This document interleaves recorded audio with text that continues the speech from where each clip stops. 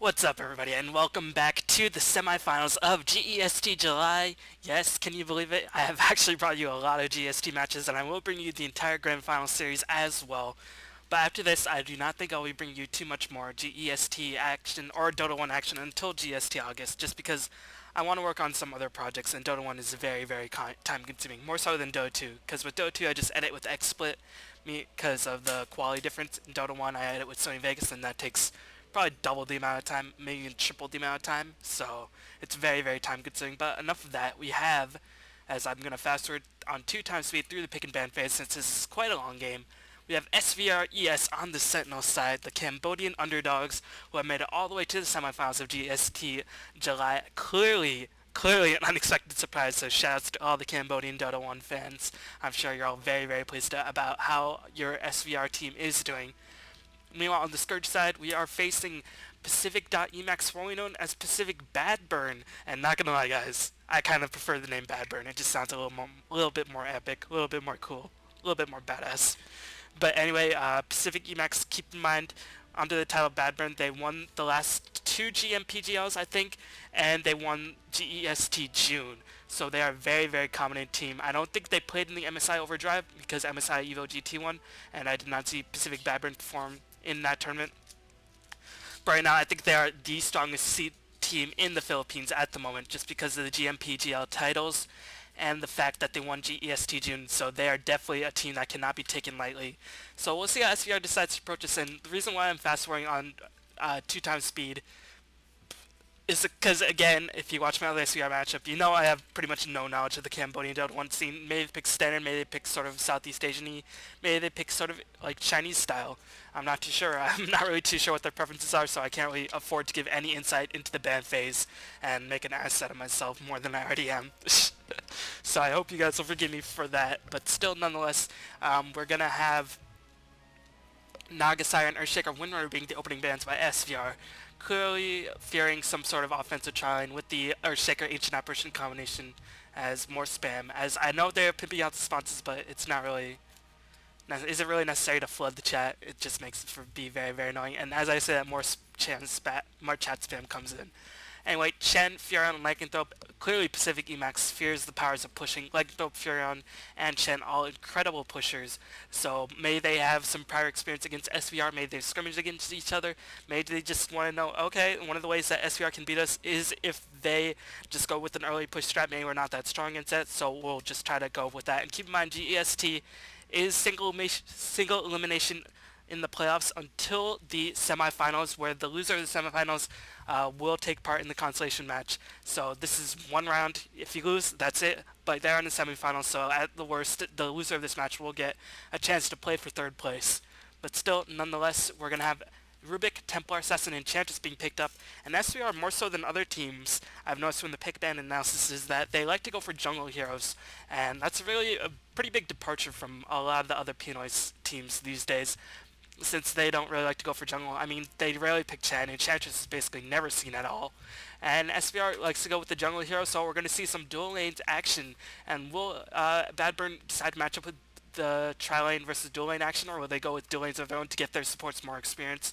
That remains to be seen, but they picked up a Morphling with their first pick for Biabas, so I expect that they're going to put him in a tri-lane just to get him as much farm as possible. But still, if they have a roamer to protect the Dragon Knight, if they have Dragon Knight in the top lane, anything is possible. Meanwhile, Puck and Queen of Pain, the next bans by SVR, clearly knowing their Pinoy history, because Puck and Queen of Pain are probably the most likely long range solos in this case. So it'll be interesting to see what Pacific.Emaxx will pick up, as God, stop the spam, it's really, really annoying. And anyway, Shadow Shaman and Chaos Knight. Shadow Shaman was picked up by SVR in one of the last matches of the group stages, as yeah, he's definitely faded out recently, but still a pretty powerful hero. He has very, very low movement speed, so he's pretty difficult to roam with.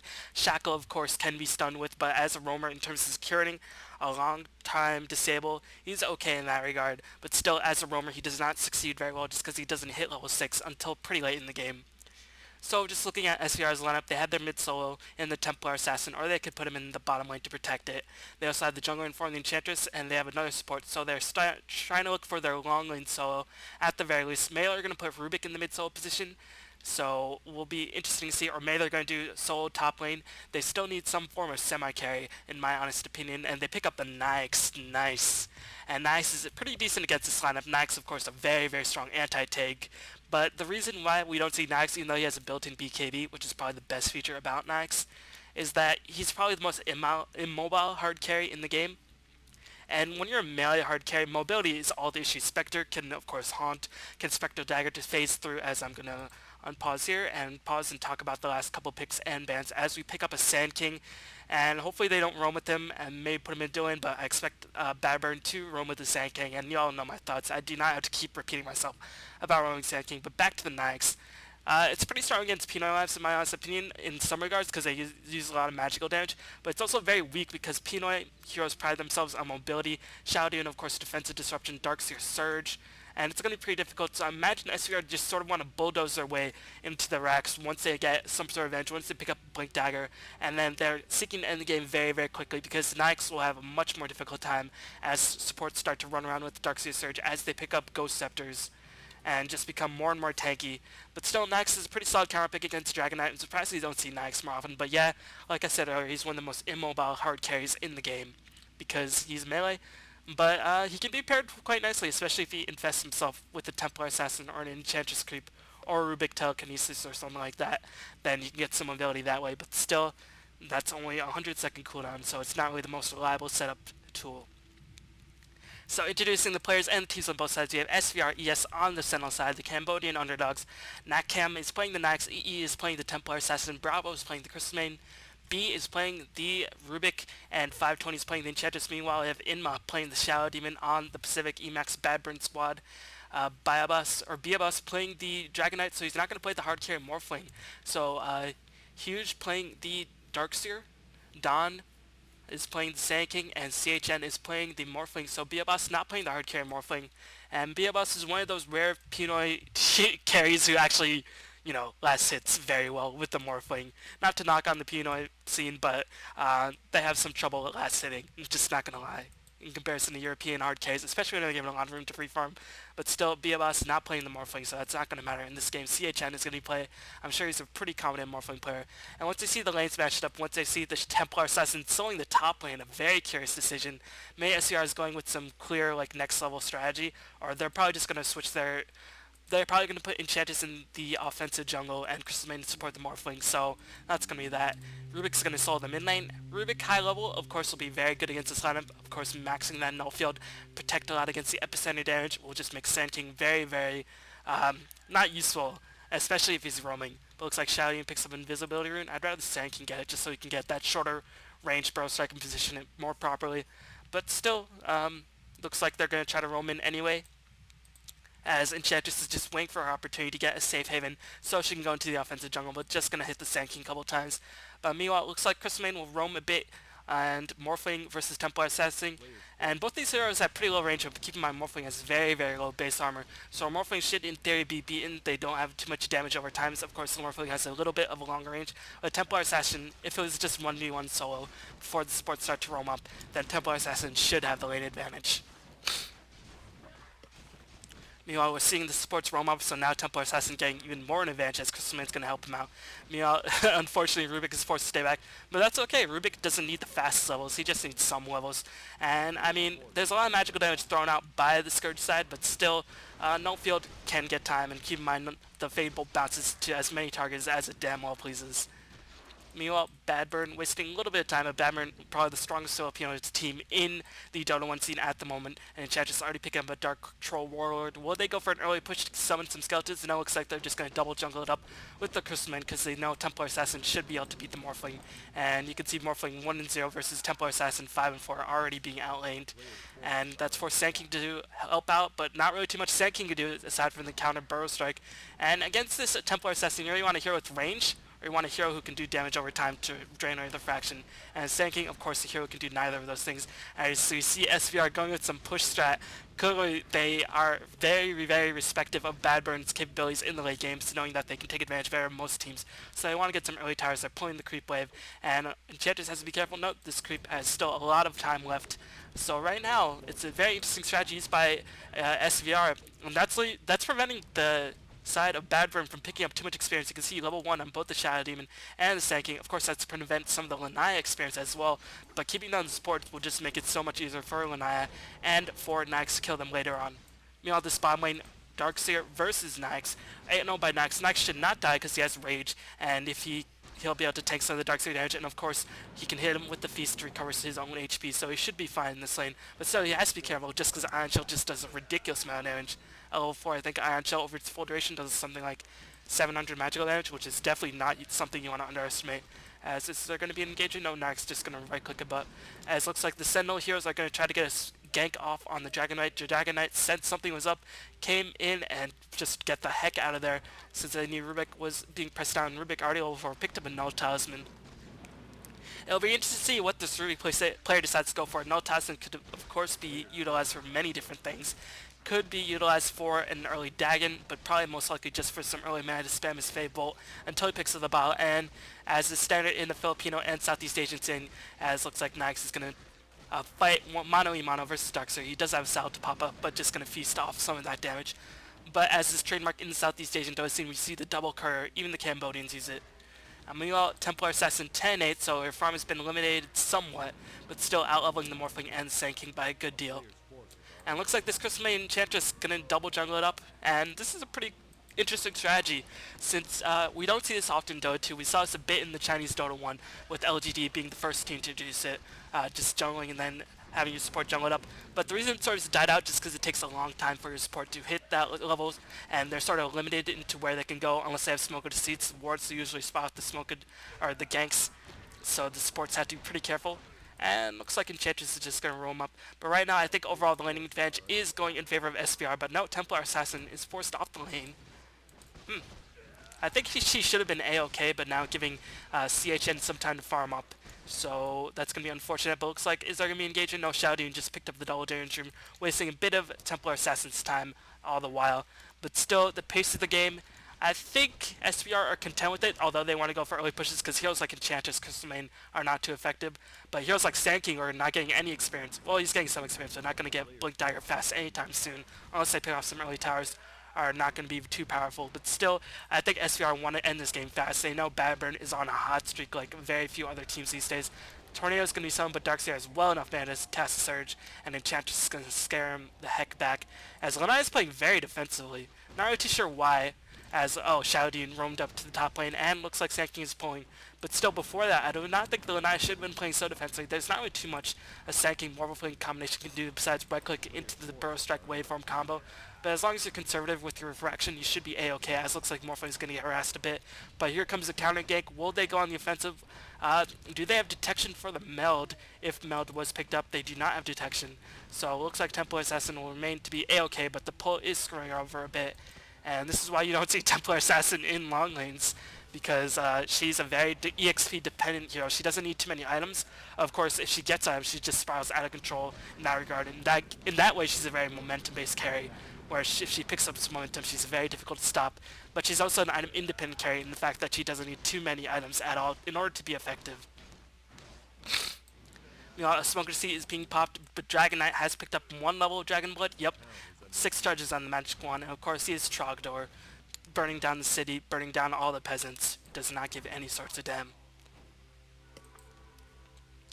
Rubik has the bottle, and looks like Badburn want to make a push up on the top lane. CHN faring reasonably well, 24-8, pretty solid overall by this Morphling player. Meanwhile, Templar Assassin, 10-9. His farm has definitely been limited, but he's been staying very, very far back. And Ring of Basilius is turned on, and Morphlings in the Filipino scene do not pick up a quill, as it looks like Templar Assassin's going to have to back up.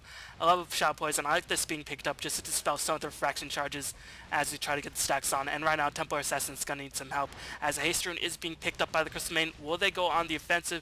Templar Assassin venturing very, very close, and looks like waveform is being used, so Morphling might be in a bit of trouble, but he has enough mana to cast another waveform, as looks like the Centaur is getting in position. Here comes Nova, and a couple more hits on the Sand King. Will he get the stun off? Crystal Maiden just backed off trying to juke for a bit, but gets a Frostbite for the kill, and looks like Templar Assassin's going on the offensive. Here comes Enchantress with the Centaur. Fable being cast as Rubik teleported in, and now waveform is being used, so 2 kills being picked up by SPR using their early game advantage. A nice teleport in by the Rubik, helping to secure another kill with that Breath of Fire. And all the while, SVR must be feeling pretty good about themselves during that gank, but keep in mind, Dragon Knight farming 33 and 4, farming very, very well. A Pinoy game where they're farming very, very well, and only 2 kills in the first 7 minutes. This is pretty unheard of. But keep in mind, this is Cambodia versus the Philippines in this matchup. So we'll see how this game shapes up, but I'm not going to lie, this is a long game, and there's still a lot of time left to be played, so I better conserve my energy now, as it looks like Morphing's going to be here, as already Morphing Strength is not enough mana to waveform, so he has to be very, very careful. The Centaur, of course, being blocked a little bit by the Crystal Main. Crystal Main, oh so slow. Has picked up the Boots of Speed, though, I think. Yep, picked up the Boots of Speed, but still was blocked nonetheless. That Crystal Main always getting in everybody's way. You know, level 7 versus level 7. Nyx, of course, farming very, very well on this bottom lane. Darkseer can't really stop a Nyx farm, but Nyx can't really stop a Darkseer farm either. I mean, if he open wounds him and attacks him with a couple hits, he can just surge away. But he has to save all his mana for Rage and for Infest, should he get in danger of being ganked. And right now, Nyx is in no threat of being ganked. And looks like this top tower is being besieged. Lanaya has picked up level 6. You know, Dragon Knight, what is he going to go for? Is he going to go for the Lothar's Edge Rush? Yes, of course, this is a Pinoy match. So he's going to go for Lothar's Edge. And I understand that it gives a lot of mobility, but still, it's not really the most useful Dragon Knight item in my honest opinion. But hey, it gives him reliable form initiation, gives him some form of escape mechanism if he wants to farm some other lane. So it's not a bad item. But still, it looks like Shadow Demon's going to take a lot of damage, going to get stunned, hit down a couple times, as looks like the SBR squad taking it to Badburn 3-0. But keep in mind, they're up against a Morphling and a Dragon Knight, and of course Morphling can just run around circles against the Nyx, and if they kill the Templar Assassin, then there's not really too much they can deal against Morphling, so I think Badburn does have the better late game. They do have the Darkseer, which is probably the most dangerous late game intelligence hero, or at least one of them in the game. Morphling just gonna get harassed a bit, picked up the Ring of Aquila, so Templar Assassin trying to pick up some farm, 19-9, as unfortunately for SVR, their pushes have not been too successful. They're draining a lot of experience from Templar Assassin by keeping a lot of heroes in the lane. And of course, Rubik has migrated to that top lane, leaving Dragon Knight to push it all the while in the meantime. This Dragon Knight should be able to pick up this tower very, very soon, unless there's a teleport scroll and a little bit of a mistake, a little bit of a sign of inexperience by SVR. And unfortunately, this tower isn't deny range, and Dragon Tail's going to be cast in one more hit, picks up the tower. Nicely done by Biabas, as looks like the Dragon Knight waveform is being casted with the Fable, but Dragon Knight should be able to escape just fine. Not enough mana for the telekinesis. So he's picked up the bottle. Unfortunately, he didn't have his bottle with him, unfortunately for the SVR squad. And still, keep in mind, SVR migrating all the time on this top lane, have not picked up any towers at all. So nice job by Badburn weathering the storm, or Pacific.Emaxx, my bad. By weathering the storm, keeping their heroes with them. Unfortunately, Sand having a miserable time as usual, as is the case in Sand in Filipino games. Not going to pick up Blink Dagger, not going to pick up level 11 very soon at all, because Morphling is just going to take all the farm in the world. And Darkseer, of course, a pretty farm-dependent hero. Darkseer is one of those heroes who will find farm regardless, but still, Sand King's not really like an Earthshaker where you can pick up Dagger at any moment in the game and still be reasonably effective. Sand King, in my honest opinion, needs a somewhat fast dagger by the 20-minute mark, where Earthshaker can be effective by picking up the dagger even at the 35-minute mark. But as Survey picks him up more and more levels into that null field, he become ever so more dangerous. As it looks like SVR, they are just making some mistakes in my honest opinion. They're always devoting a lot of heroes to this top lane. They're keeping the Morphling back, but not really. He's still farming reasonably well. 40-9. Meanwhile, this Templar Assassin 27-9, so she's not even outfarming the Morphling, and they're not even able to push this tower against the Sandstorm. So this is a bit of an odd decision by SVR. It looks like Crystal Main's going to come down, but it's just going to get hit a couple times. Rubik coming in with the telekinesis is going to start morphing, as looks like the meld and the waveform damage going to be enough, as Sand King trying to desperately hit, but he's just too weak, as looks like 520 managed to pick up a tower. Can Morphling escape? Morphling very, very low HP, does have barely enough mana if he pops the magic wand, but no, he's morphing the strength. He should pop the magic wand, just waveform out of there. He might be in a lot of trouble. Waveform must be on cooldown, and yes, he is able to get away. Nicely done by CHN, and all the while Dragon Knight is farming and pushing the lane on the top lane, as Shadow Demon tried to get a gank off in the Nyx, but Rage TP just too good.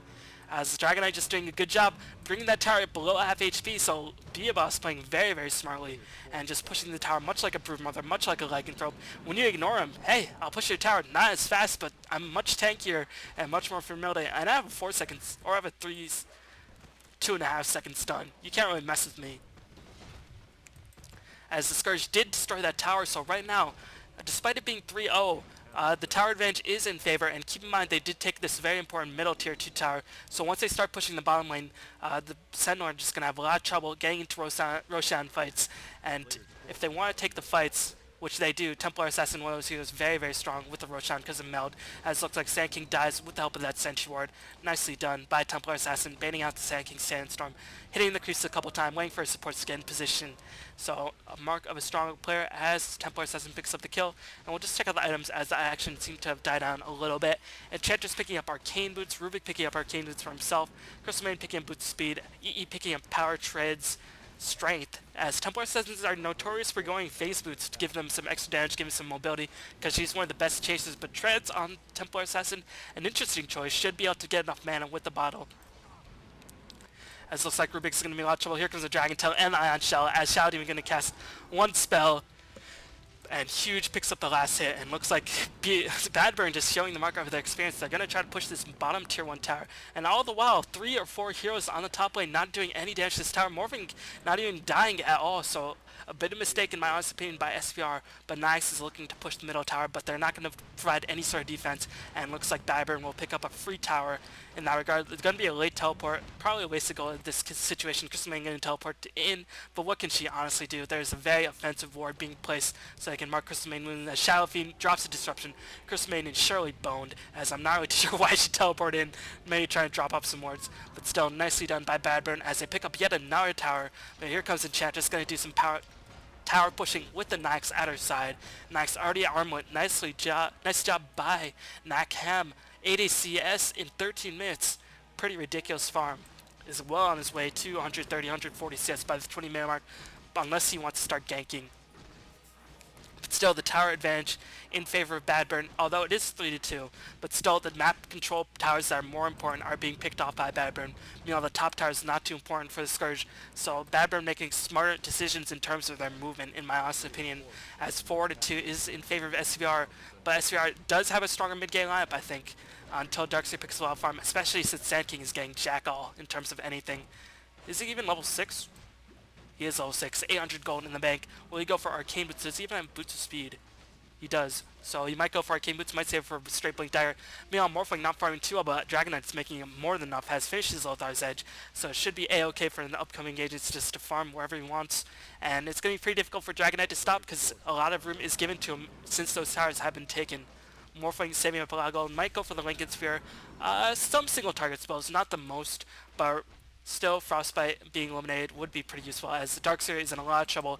As the Vanguard and has the makings of the Hood Defiance, they're going to get the trap down, going to kill Sand King first off, as they use the net on the Sand King instead of the Darkseer. I guess they realized, alright, Darkseer is going to require too much sacrifice on our parts to kill, so we'll just kill the Sand King. But still, I'd rather save the net for the Darkseer, as you want to have a better hope. So, we are making some mistakes as Nyx is going to get ganked. Rage is popped. Will he pop the Infest as Rage has already been used? Disruption going to be juked. Will he be able to cool down? Shadow Poison for the site. Armlet being used as Demonic Purge is dropped. Can he get into a creep to infest it? He's taking a lot of edge from his Soul Catcher. Yes, he infests. Nicely done. And his creeps does pop because he knew Dragon Knight would just Fire Breath the creeps, as Fire Breath does pick off the Nyx. But still, nice gank, wasting a bit of time overall by the Badburn squad, but killing the Nyx who's farming so ridiculously well is definitely a big victory for the Badburn squad.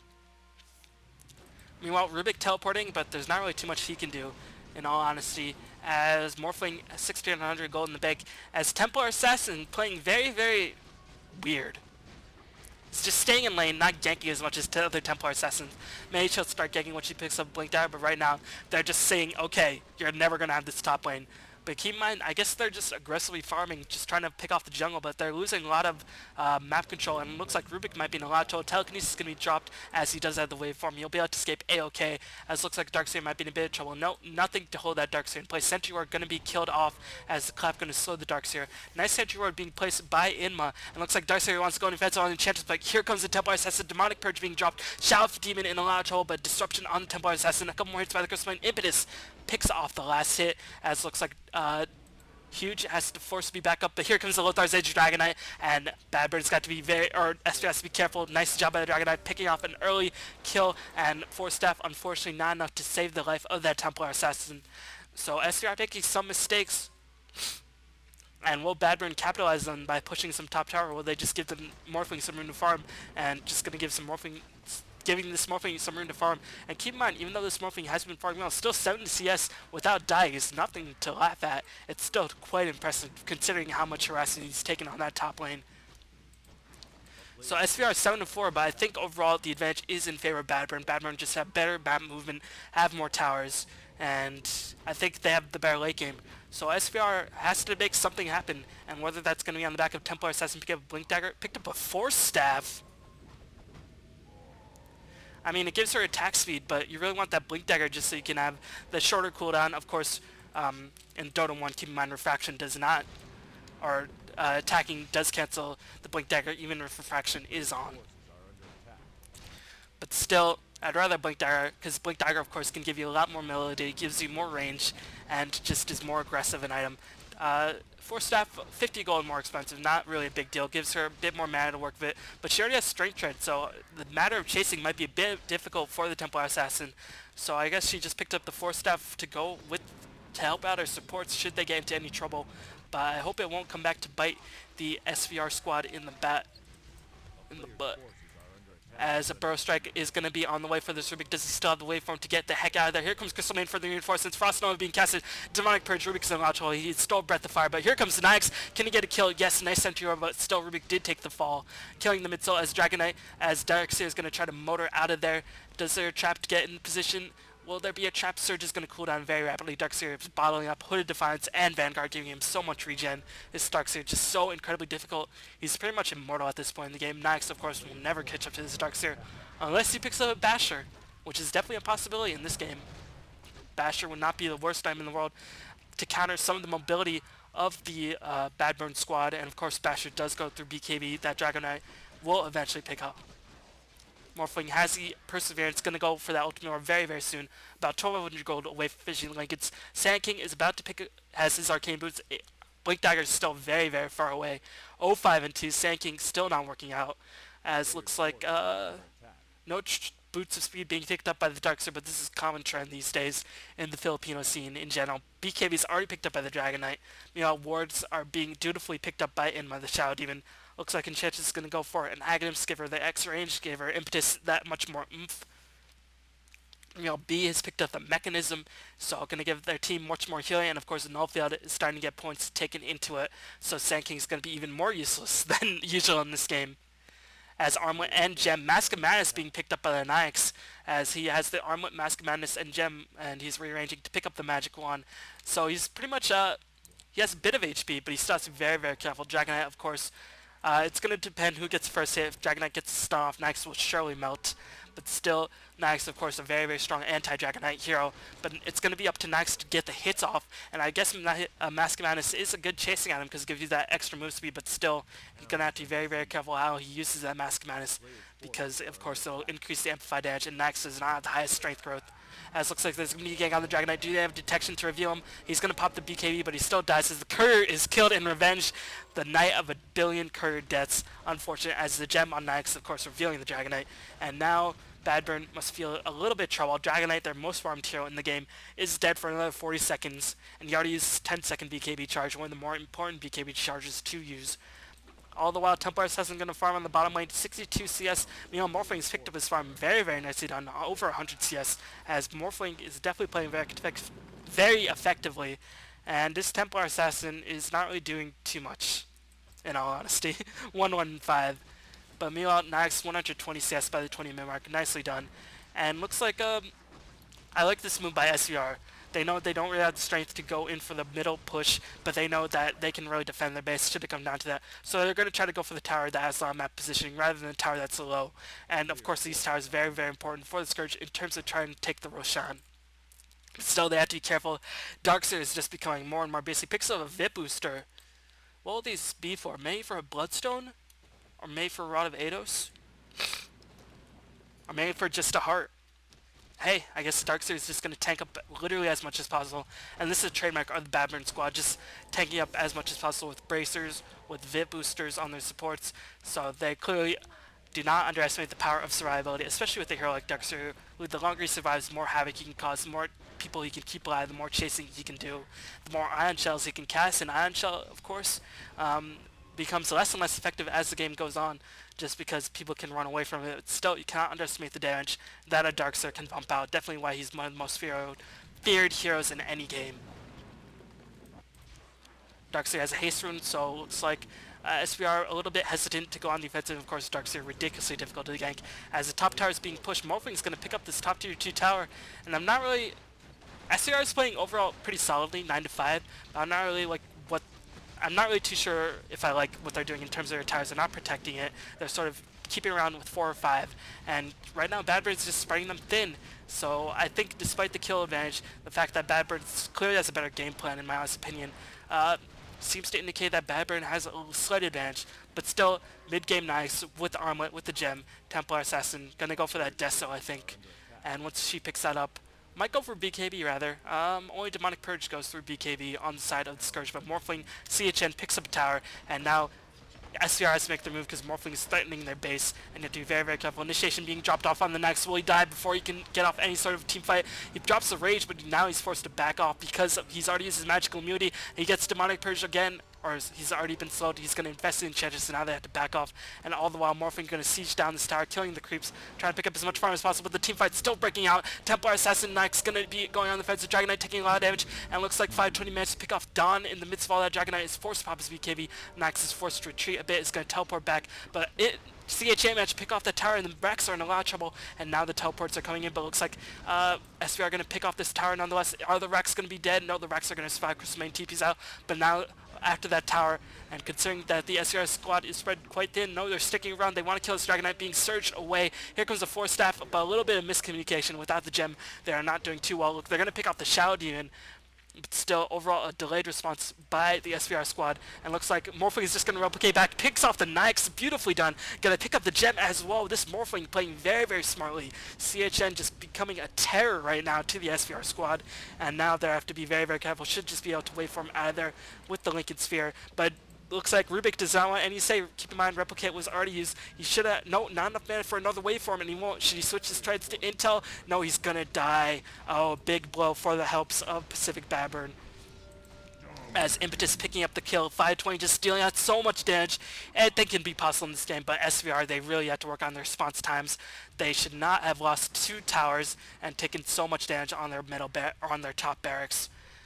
And keep in mind, the top barracks for the Sentinel, pretty important, because if you're defending this lane, you, of course, you're going to have much longer access point to hit this Roshan point. So SVR 12 to 6 in their advantage, but keep in mind, I do not think they have the advantage right now. Morphling is just becoming more and more deadly.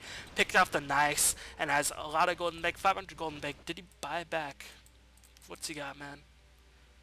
Picked up Ghost Scepter, so gonna go for that shotgun Morphling build, and this item will be very, very deadly against the squishy supports like Enchantress, like the Crystal Main, like the Rubik, and shotgun Morphling will just become an absolute menace to face. And keep in mind, it's only 25 minutes in the game, so a lot of time is still left. And I'm gonna take a sip of water as I put on the score screen.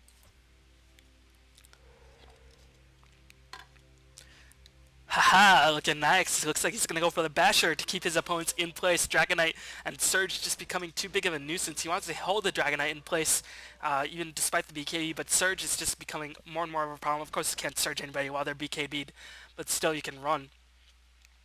And Morphling, very, very hard to pin down. Shadow Demon with defensive disruptions. A lot of defensive spells on the side of Pacific.Emaxx to keep their heroes alive. Unfortunately, Sand King has 100 gold. I think he might have the Blink Dagger. We'll see. I cannot tell. But according to M-Screen, he does not have the Blink Dagger, and Sand King is pretty much just lol at this point. Pretty much useless. I still don't see why the Filipinos pick him and use him the way they do. But I guess they use him for the Burrow Strike, and that's it. Meanwhile, Templar Assassin, 2-1 and 7, but I feel like she hasn't had nearly the impact that we see in other Southeast Asian and even Chinese games, where Templar Assassin is used very, very aggressively to great effect. This Templar Assassin with the Force Staff, playing a bit more defensively, just staying around, sticking around, helping our supports, but still, she's not really as big of a terror on the ganking paths as other Templar Assassins might be. But now the gem, was it picked up again, or did Morphling kill it? And check out this item by Enchantress. Excuse me.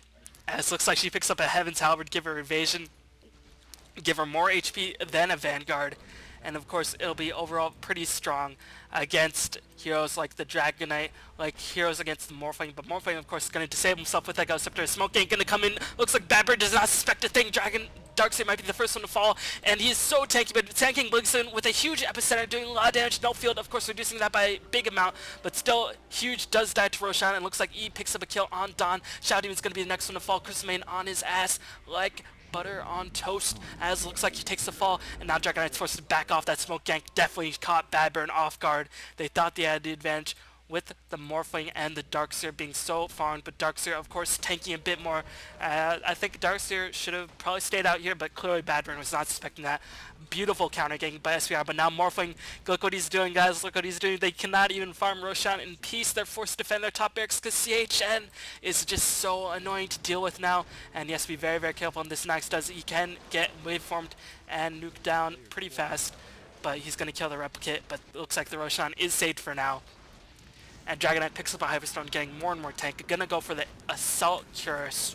And Assault Cuirass will be very, very useful against Nyx. Of course, Feast is reduced by armor, so the Feast will become more and more ineffective. Of course, Templar Assassin with metal damage is pretty strong against Dragonite, but still, you know, picking up armor, probably the best thing you can do against Nyx. If you don't go for Ghost Scepter, that is. But Enchantress going for that Heaven's Halberd, gonna give her evasion, and right now she's pumping out so much DPS, it's pretty scary to behold. 520 just dealing an insane amount of damage, 4, 0, and 5. Only 21 kills in 28 minutes as the Vacuum's gonna come in. Crystalmane might be the first one to fall. Demonic Purge being casted. Crystalmane should be left as a sacrificial lamb, as looks like the Badburn squad are gonna reinforce this as Morphling picks up a kill. Wall of Replica is casted, and will Enchantress be the next one to fall. Morphling is blocking the trap, just doing so much work. Here comes the Surge Dragonite, hissing half, and Templar Assassin is blocking her own Enchantress, gonna force that for out of the way. Telekinesis is going to bring Dragonite in closer into position. Bit odd as Nox is going to go on offensive. Can he pick up some kills? It goes in with the Rage and the Basher, but not holding Dragonite in place. And looks like Badburn are going to back up a little bit for now. Nox wants more. He wants more. He's gonna get disrupted, gonna get soul catcher as well, as he's just gonna rage through that. Gonna pick up a kill on Morphling as Templar Assassin Max Mitch pinned down. Morphling do not know how that happened as Dragonite is held in place by Telekinesis. Telekinesis is such an annoying spell as Badburn are starting to crumble a bit under the pressure of the Cambodian upstarts. Desolator picked up by the Templar Assassin doing so much damage. No heroes have fallen on the side of SVR, but right now they're looking so very strong. Could the experience differential be getting to Badburn? And even though I've said, you know, 9 to 5, oh, I think Badburn still has the advantage. They have more towers, they have better game plan, better map positioning. But if you get more kills, you're going to get more experience, unless you're just Morphling farming up. And right now you can see Sand King level 9, Shadow Demon level 9. Meanwhile, Crystalmane only level 10, and every other hero above level 11. So right now the lack of experience, the lack of stability is starting to hurt the side of the Pacific Badburn as Sand King drops the epicenter, but it does not go, as it looks like the Telekinesis was enough to disrupt. Nice job by the trap scouting out the Sand King, and epicenter is going to be on cooldown, but they have to defend their middle lane. No, it looks like their middle lane will be defended quite ably by their tower. Looks like Shadow Demon is going to get surged out to survive. Sand King blinks in with the burst strikes in, blinks out, and now SVR have to make a decision. The creep boys are all pushing into their lanes. Are they going to stick around to try to get a gank, or are they just going to defend their lanes? Looks like they're just going to defend their lanes. A smart move. They weren't hoping to pick off any ganks. Badburn too smart to just go up to the ramp and say, hey guys, come kill me. So right now, with that Roshan kill, I think SVR does have the advantage, but they only have one tier 2 tower. Meanwhile, Badburn has 3 tier 2 towers that are not lacking in terms of tower gold. But right now, Morphling is going to have to pick up the slack a bit, going to have to fish his E-Blade quite soon. And still 400 gold short, as it's looking a bit more troubling for Badburn than it has been in past, and this is very, very surprising. Just, at least for me to see. Badburn's just looked so strong recently. They were taken down to quite a big, I think Izone.Gigabyte was the other finalists in the GEST June. They're taking the third game in there, but still Badburn being 2-time GMPGL defenders and the defenders of GEST June looking a little bit mortal. And this crazy lineup by the SVR squad clearly throwing them for a loop, as it looks like Nyx with the Aegis Mortal, Basher might go for a Abyssal Blade to shut down the DK, not the worst item choice in the world, as the Smoke of Deceit is fully revealed by that Morphling Replicate bait. But still, Replicate will be on cooldown, and Morphling's going to pick up a TP scroll to get back in the fight. But still, right now, Morphling is just going to become very, very annoying, just going to push the lanes. Does not have the Manta Style just to push even faster. but Templar Assassin dishing out so much damage, has the gem as well, and Vizrune to her name. No, does not have the Aegis, so she's going to have to be careful. If she does die, they lose the gem. But looks like Gray, the Dragon Knight, trying to push the bottom lane, trying to pick up level 16 and get that Frosty Dragon, is level 16. May misskilled because he was Red Dragon, or may just picked up level 16, as a free middle tower is given to the side of SVR, and Dragon Knight's going to be forced to back away after the teleport in. As we see some lag, this is an online tournament, keep in mind. This is not a LAN environment, because all the best of Southeast Asian Dota 1 is coming here to play, and right now this has the makings of becoming a very, very interesting match indeed. And what will be the next item choice for the next? Will it be Abyssal Blade? Will it be an AC? Will it be... Well, he has the orb effect in the form of the Mask of Madness lifesteal, so it can't be a Desolator. But AC, of course, a very strong item. I think I'd rather Nyx just go straight up Heart. Just get as much tank as he can to survive a lot of the Morphling Burst damage, which he will surely throw Nyx's way. Of course, Ethereal Blade canceling the attack damage of Nyx once the rage is down. So I think, in my eyes, Heart, even though it's not the most standard Nyx item, might be the best choice. But I don't know. I don't see too many late game Nyxes these days. Of course, AC, of course, would be very, very useful. But I think he has to fear the Morphling Shotgun build catching him off rage. Keep in mind he still has Aegis, so he can afford to go for an aggressive item should he choose to do that.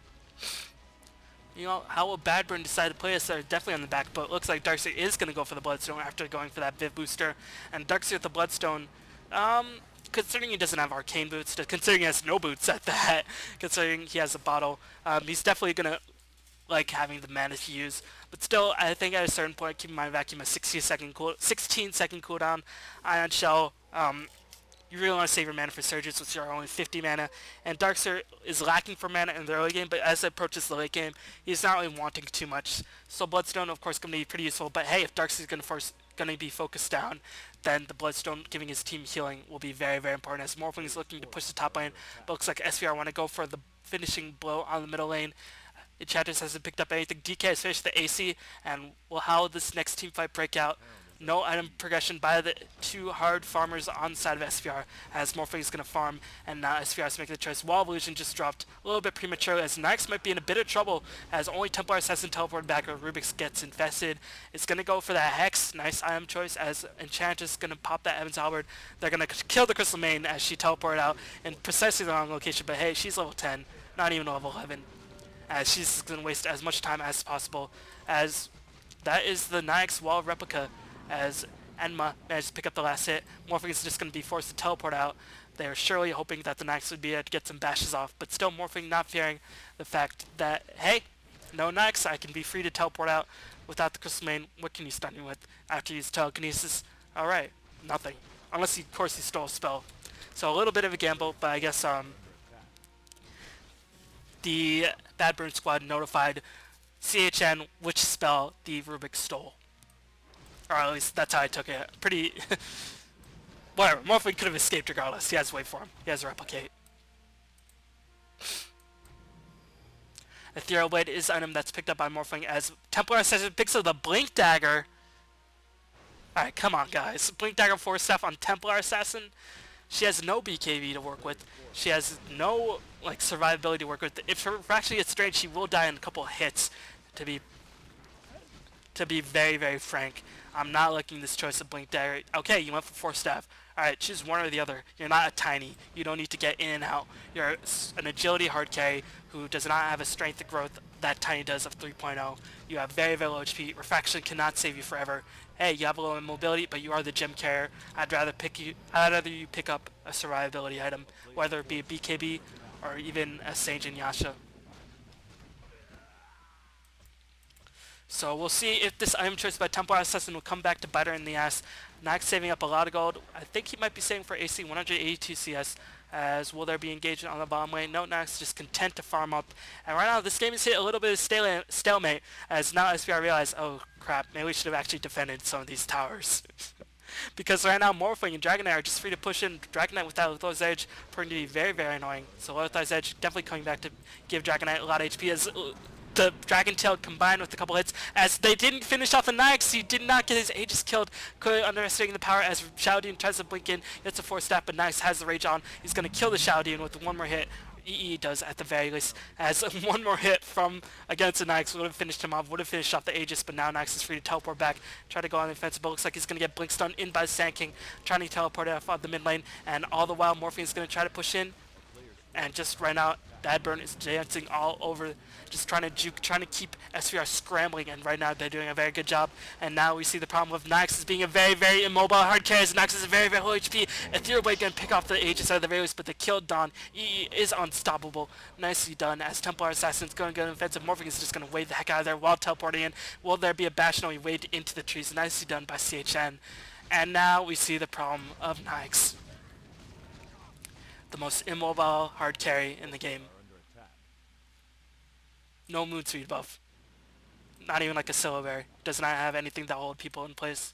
Does not have Rabbit to give him increased move speed. Otherwise, I'd say Syllabary would be the most movement or most immobile hard carry, but still very, very difficult to just fight everywhere at once as a Nyx. You do not have range to help you out. You're forced to right click, get in the face of your enemy, and he has no momentum items. I guess the force staff is to push Nyx in, but he did just lose his Aegis, picks up a Reaver, so he's gonna go for the heart. I like this item choice. If you can't get up close and personal to your enemies, you better would damn well make sure you survive so you can do that.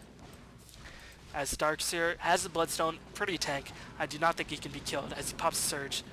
As all the while, Dragon Knight gonna just push the bottom lane. So right now, Badburn just stalling for the time. They're gonna probably wait for the next Aegis. They have all the map control in the world, but still 18-9, and slowly but surely, Badburn is catching up in experience. Unfortunately, Giblet, the Shadow Demon, Inma, does not have level 11 yet. Otherwise, that increased damage out of Demonic Purge would be more useful. And we'll just check out the items once again. DK saving up 3k golden bank. Will he go for heart? Against Nyx, it's probably not most advisable. Against TA, it might be pretty useful in that regard, as it looks like Darkseer is just going to motor out of there. Meanwhile, Morphling is going to go for the Manta, or it might just be for Scotty. Probably the Manta, just give him push power. Just make him even more annoying if possible, and if they give him any hopes of a lapse in terms of just leaving their Rex undefended, SVR are going to have a down Rex on the top lane with the help of CHN just pushing it all the while. So Manta is probably the best item choice for CHN in this case. Meanwhile, Rubik not too close to his Hex, unless he already picked up Mystic Staff. I'd have to check. Templar Assassin already picked up the Blink Dagger Force Staff. Nyx, Reaver, gonna go for that Heart most likely. If not say tank, but rather be a Heart. Enchantress picking up a Cloak, just trying to get as tanky as possible. May go for a late game Pipe, not too bad of an idea. Meanwhile, Crystal Main level 12 has only Urn and Wards to her name, as Templar Assassin going to try to hold the line with some damage, but right now Templar Assassin has to be careful. Epicenter pulses and Dragon Knight attack speed will just quickly eat through the fraction charges, and Blink Dagger won't help you there. Force Staff might, but Blink Dagger wouldn't. As unfortunately for SVR, they played strongly, but their lack of decision is not going to get them their racks, and right now they're just being completely holed up in the base, and Badburn has all the map control in the world, and now Badburn is surely know, alright guys, we won't make that mistake again. We're just going to watch it for smoke. We're going to put probably sentry wards everywhere and put our Crow to watch for a smoke gank on the top lane. As looks like some heroes staying back. Will they go on the Nyx? Nyx might have buyback, do not know. As Lothar's Edge, Dragon Knight gonna come in. Here comes the Burrow Strike. Can they get the Dragon Tail off? Templar Assassin gonna blink in. Here comes the Wall Evolution. Will there be a giant team fight? It looks like Dragon Knight very, very low HP already. He's gonna be the first one to fall. Dragon Knight, the most tanky hero in the game, being the first one to fall. How often do you see that? But all the while, looks like CHN just gonna try to disable. Looks like Nyx is gonna take the fall. Nakam not doing enough as this Rex is so low. Do they have the glyph? Do they have the glyph? No, Morphling dies one hit away as Sandkin comes in. Can he pick off the Rex? He should just go for Rex. Epicenter, he's gonna get Dragon Tailed as well, and looks like SVR manages to hold, but for how long? Darkseer, will he go for the backdoor to try to hit that Rex? No, he's gonna just back off that Rex solo HP, literally 2 hits away because that Ancient has 15 armor, but right now Badburn risks 3 heroes, only killed the Nyx in that exchange. But still, can SVR push? Dragon Knight bought back. So if SVR want to push, Dragon Knight's just gonna Lothar's in, gonna say, "What's up, guys? Hit all your creeps," and just be like, "Troll, your base is being pushed." Looks like SVR knows that this might be the best opening. Morphling does not have a replicate. He does not have any momentum. He did not have boots of travel, and he does not have boots of travel money. So looks like they're gonna try to take this map control, try to pick off the Roshan. Templar Assassin, 8-1. trying to use that Blink Dagger to its best ability. Drops the TP scroll. Can they pick off the Aegis? Meld and Deso just melting that Roshan absolutely. Templar Assassin should be able to solve this with a couple more attacks, but still the reinforcements are coming. Can Darkseer and Shadow Demon get in position to kill? As looks like there is a courier to scout out all the while by Pacific. Badburn and Roshan just barely below half HP. This bash is just doing so much work. Meld gonna come in, but now looks like Templar Assassin's gonna have to be very, very careful. Well below half HP. Is got to be very, very careful. And all the while, the courier is scouting out. Very, very tense moment by both teams. And Roshan looks like Rubik might be the first one to fall. Gonna drop the telekinesis. Trap being dropped as well. Demonic Purge being dropped in. Here comes the Wall of Illusion. Looks like Darkseer might be the first one to fall. Gonna get melded. Fraud Edge. Impetus not being dropped to Epicenter. And Dragonite BLBus picks up the last hit on B, the Rubik. And without the Rubik providing that no field damage, a lot of magical damage will be taken on the side of the SVR squad. Nyx is the next one to fall, and Chet is going to be falling shortly after, and that Roshan fight might just come back to bite SVR in the ass. Oh no, so unfortunate for our Cambodian superstars. And if they lose the game on the back of that, it'll be a heartbreak, since they were playing very, very strong, made some slight decision-making problems, but still, Badburn going to gleefully take this Aegis the Immortal, give it to their Dragonite, and just say, alright, you might be able to kill our Dragonite once, but we've shown you can kill your Nyx multiple times with the Ethereal Blade off the Rage. So save is called by Badburn, and right now, it's not looking good for SVR. 22-13 in their favor, but look at the map control, guys. Look at how easily Morphling has been able to get in the base. Look at how low this barracks is. 400 HP. And look at how difficult it is for SVR just to push in. And keep in mind, by the time Dragonite loses Aegis, he'll have the buyback timer back up, and he'll be able to buy back, so he'll always be able to provide pressure. And Morphling, of course, been very, very difficult to take down. So, SVR are caught between a rock and a hard place, so they're going to have to turtle like their life defending on it. But still, Darkseer is one of those anti-turtle heroes, as well as a turtle hero, by just disrupting your positioning with Vacuum, with Surge, and just becoming so annoying to deal with. But still, we'll see how SVR decides to take this. Nyx has not made any iron progression. Lack of mobility is starting to hurt Nyx quite a bit. And I don't know why they last picked Nyx against the Darkseer, but it seems to be a hard counter. Darkseer is a hard counter to Nyx. Just gonna say that straight up. Meanwhile, Templar Assassin, the Blink Dagger could not help her. She did pick up a BKB. I'd rather she have the BKB in the last engagement. And I don't know why. I guess the Roshan just really does not like Meld. Does not like Desolator. Does not like having his armor reduced to nothing. Roshan is a prideful beast. Just decided to bash the Templar Assassin into oblivion. But right now, Badburn is playing it very conservatively. They're probably going to wait for the Dragonite form to come back off cooldown before going on the offensive. Or at least that's what I'd do, at the very least. Nova being dropped, freeze biting the Dragonite. Will Dragonite take the fall? Is going to Dragon Breath. He still has a Dragon form for another couple seconds. Nyx is going to be in a lot of trouble. Can he drop the open wounds? No, it looks like Dragonite is just going to motor out of there as the Rocks are going to take the fall on the top lane. Morphling just proving to be too annoying to deal with. Darkseer dropping a Wall of Illusion as for the retreat, and looks like Shadow Demon's going to take the fall, but easily going to take a Rax for the Shadow Demon trade. Nicely done by Badburn, and Ethereal Blade with a lot of attacks going to be enough. Can they kill the Templar Assassin? Has a BKB. Sure, he decides to use it, but looks like Sand King might be the next one to fall. EE is godlike, but what does it matter? They can't push in as Dragonite and Darkseer just going to be so annoying in this top lane. Another teleport in by EE. Can he get the chase on with the traps? Traps going to be popped on the Dragonite. Surge just sees on Darkseer. If now's the time to kill the Dragonite Aegis, this is it. No, they already killed it. My bad. Still Dragonite playing very, very close to the bone. Has to be careful, but Darkseer should have the Surge back up. He's going to Surge Dragonite off to the Abyss. Is their telekinesis disabled? They have the gem up on the Rubik, but still Dragonite too fast, too furious.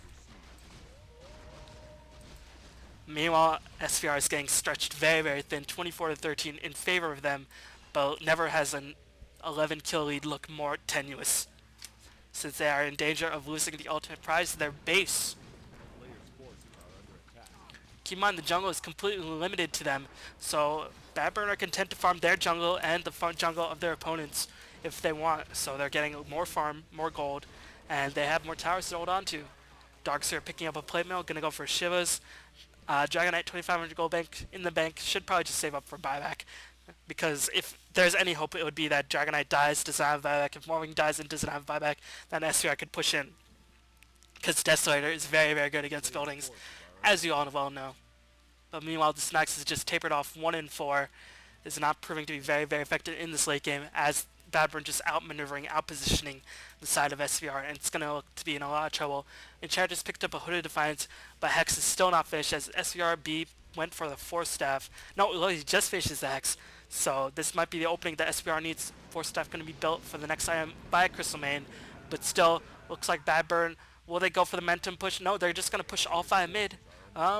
They've been doing a good job splish pushing, but I guess they already got the goal accomplished in the top lane. They want to chest their luck with the help of the Darkseid Wall of Illusion. Just such an annoying spell to deal with. Dragon Knight just going to siege the barracks and siege the tower. Here comes the teleport in. Nyx wants to take the fight, but already below half HP. Dragon Knight taking a lot of damage. Just going to get bashed, going to get Hex. Going to take a lot of damage, but Surge just proving to be the ultimate cockblock as Nyx is going to be the first one to fall. Sand King drops in with that percent, just tickling the opposing heroes, but Morphling is going to do a lot of damage. E picks up Beyond Godlike, but 520 takes the next fall, and now Crystal Main's going to be in a lot of trouble. It looks like Darkseid's going to go into defensive, kill E. E bias back, but still, will that be enough as Rurik might be the next one to fall? E-Blade should be cooling down very, very rapidly with DK and Morphling are back. DK did not die. Nyx just not proving to be too good, and that's a shame. I do love me some Nyx.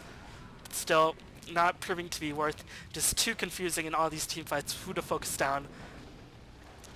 And the fact that just the dancing of Badburn has been top-notch. And the middle barracks are falling. EE picks up another kill, but if EE dies once again, buyback is going to cool down, is on cooldown, and if EE died again, and now the game is surely over. GG is called by SVR, and congratulations to SVR. They played a magnificent fight, and definitely the surprise team in the GEST July. Definitely be on the lookout for them in the future. At least I will in the next GEST August. But using unconventional heroes, they picked a TC in one of their games against G7. If I get enough requests, I'll cast that. But still, overall, SVR played magnificently, and I guess it won't hurt to tell you the spoilers since this was the semifinals. I think in the consolation match, SVR did lose to ISO.Gigabyte in the consolation match, so they finished 4th place in GST, but definitely not this needs to that. But still, Pacific.Emaxx, although they were down in terms of kills, their game plan, their execution was very, very strong. The only slip up they had was that Roshan team fight, and overall Badburn looking more and more deadly as time passes, showing that even with a kill deficit, their game plan still works, and they show they have the picks to match up. So if there's ever a Chinese versus Filipino Dota 1 match, I'd put my money on the Chinese, of course, but still Badburn gonna be very, very deadly as Dota 1 takes its place, and I hope Badburn switches to Dota 2, or at least plays Dota 2 as well, so they can look very, very strong in that game as well, because they are definitely a team to be feared. But right now, on the back of CHN and Be A Boss, Badburn gonna go to the grand finals, and who are they gonna face? Well, the Malaysian underdogs, the Neolution, in the grand finals of GEST July, replacing Orange as Malaysia's favorite in Dota 1. But that's going to be the end of this commentary, and keep in mind, after the grand finals, I'll be done with Dota 1 for a while, until GEST August, maybe later than that. But still, as usual, thank you for watching, and if you want me to cast Dota 1 matches, please subscribe, follow me on Twitch, and then I'll cast. You help me, I'll help you. Nah, but yeah, I'm gonna bring you the grand finals, and then we'll see what's gonna happen after that. But thank you all for watching, as usual, and have a fantastic day.